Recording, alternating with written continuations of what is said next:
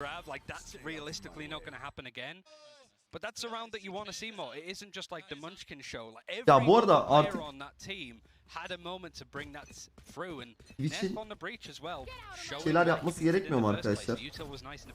Yani bir ilgi alaka yine unutuldu ama gerçekten can sıkmaya başladı ya. Garip. Hani o kadar haber oldu. O kadar ülke karıştı lan. Her yerde haber oldu amına koyayım. Para aklanıyor vesaire diye. Abi hiç ya. Lan bütün bilgilerimiz, gelirlerimiz ifşa oldu. Hacklendi. Ya o konuda bile hiçbir şey ya. Hala devam edenler varmış abi. O da Nasıl ya? inanılmaz gerçekten. Bayağı hala devam ediyorlar. Hayır, devam edenler ayrı bir orospu çocuklu. O ayrı zaten de. Hala yayın açanlar var bir de yani. Ve yaptım ya. Yaptım yani böyle. Göğsünü gere söylüyorlar. Yaptım abi. Hatta chat'e falan küfür ediyor. Yaptım amına koyayım. Sizlere falan yapanlar var. And you would have expected, or at least wanted, those two players of Nefanati to play together, to play off of each other, especially now that the split so thin. So take like the fact that one player is able to just break apart two like that. Oh, Crazy Raccoon could have made something happen, but it was a crazy fight in mid. Yeah, I don't think there's too many rounds you're going to spot like that with multiple lockdowns looking to try and clear out B and then. Unutuluyor abi, unutuluyor. Bu da unutulur. İnsanlar gene eskisi gibi izlemeye devam ederler onları yani. A bit of a surprise coming through from Sadak. 5-1 though, and because they only had one player surviving the last round, the money's kind of trash. Ülkede neler unutuldu oğlum. Prim oldu ya adamlara. Gerçekten PR oldu ya. Böyle bir şey yok ya. Twitch'in işte artık şey yapması lazım. Bir cezai bir işlem uygulaması lazım yani. Ya itiraf edenler oldu ya yayınlarda. Yani kitle yapabileceği her şeyi yaptı yani kitle. Twitter'lar açıldı, şeyler oldu. Hashtag'ler TT oldu. Abi biz Twitch yapabildiğimiz tagledik her yerden mail attık. And FRZ is not letting anybody past on A. Like the pressure from Crazy Raccoon over towards that A site is just non-existent for the most part, unless it's all the players going together, you know. Bit of a gamble coming through. Rotation in towards this A site. Only one player spotted in that direction, and with long being. Abi geçen bu arada Twitch'te bir şeye rastladım yine. Artık insanlar bir de şey yapmaya başladı. Yayın açıyorlar. Eski yayın tekrarlarını sanki yayındaymış gibi koyuyorlar. Ya da dizi açıyorlar YouTube'dan. Full dönüyor. Onu da sırf şeyden yapıyorlar. Hani saatini doldursun. Parasını alsın diye. Yayın saatinde olur. Ya biz burada salağız galiba ya. Gerçekten salağız yani. İnsanlar bu değil mi abi? Bu aynı şey geliyor bana. Bir farkı yok gibi geliyor bana yani. Var mı bir farkı? Yani bu hani diyorlar ya botlar reklam izliyor. Onlardan bit geliyor. Biti aldık işte. Veya çalıntı kredi kartıyla bit alıyorsun. Ya haksız kazanç. O da haksız kazanç. Bu da haksız kazanç. Ne farkı var? Bildiğin emek hırsızlığı bu. Bu da dolandırıcılık. And it's all too easy after that for the remaining players just to clear things up. So I can see what Crazy Raccoon are trying to do. Bilmiyorum ya. It just is not working. Viking was you just want to see that clinical side come out of it, and Munchkin there has had that response.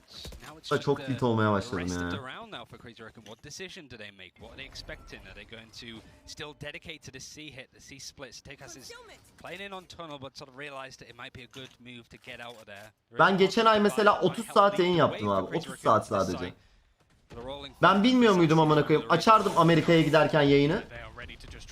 Gelirdim kapatırdım, yayın saatimi de doldururdum.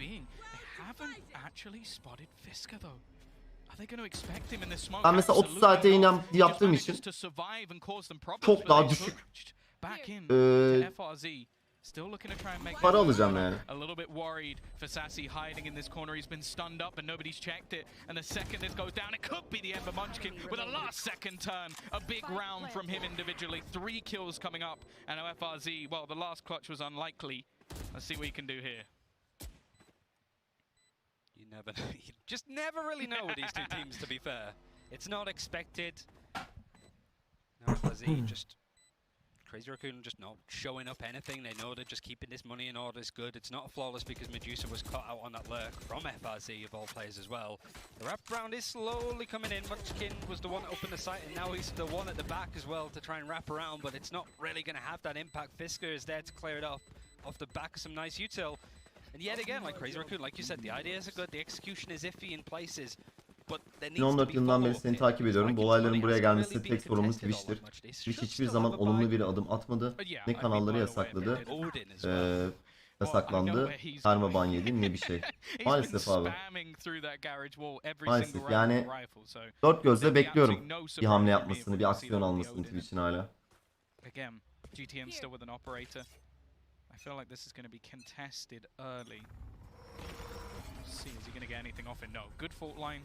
Grab well as well, so not going to get anything done, and this space goes for free almost to the side of Crazy Raccoon.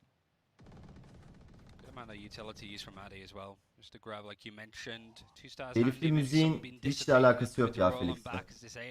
O konuda vuramam yani Twitch'e. Direkt o müzik şirketleriyle alakalı bir şey. Ama onların da zaman aşımı yapmaları lazım abi. Incross düşünüyoruz abi. Oh, not again. He manages to just get the timing so right, but it is the trades this time from Crazy Raccoon that work out.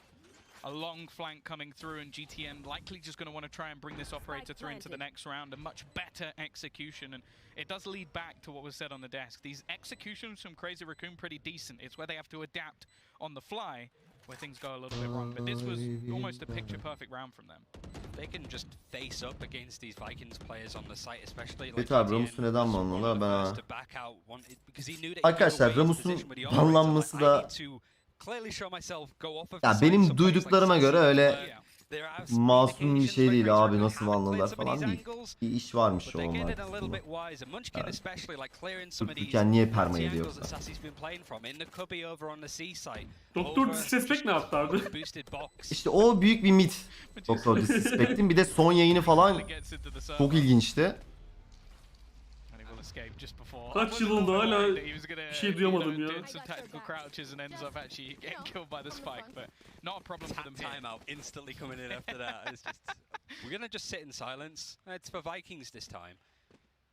Ya Ramus ne yapmış bilmiyorum ama duyduğuma göre pek de masum değilmiş yani. In their hotel, in their sort of room, just watching this game. Tabii duyumum bu benim. It's likely that they might end up against one of these two teams. Like, I'd say they're likely to lose against Gambit. You never really know, but a team that wasn't a Masters Berlin, unfortunately, for reasons out of their control, going up against a team that ended up winning it. Yeah. Expectations are on Gambit to perform in that matchup. But that second spot in the group, it's these two teams are secret.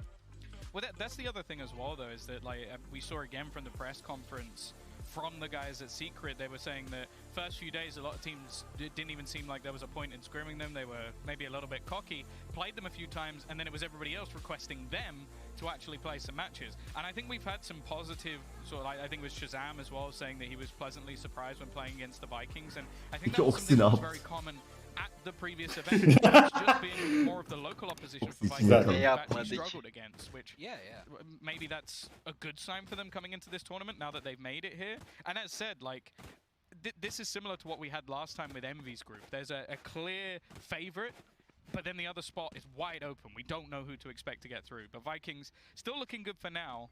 But again, they've sort of slowed off a bit. I also think that Crazy Raccoon is starting to realize that, okay, these mid fights, these battles further forward have not been working out so well. Let's try and be a little bit more strategic in towards these early A fights. And well, the same Instagram'dan laf atıyorum. We saw how much control was available to Vikings. This time no, they were using the same utility to grab used very early from Addy over on C long. Valorant silmiş komple. This is the area that Medusa struggled with the most, just holding on for A lobby to see if anything else coming in. You have that operator sort of sat there from GTN watching sewers. So I don't think Crazy Raccoon at this point realized that they are running into a pretty scary stack of utility and stall when you're looking at a breach, a killjoy, and an Astra. But this high line from A, B is just has utility on it. They can play retake if they need.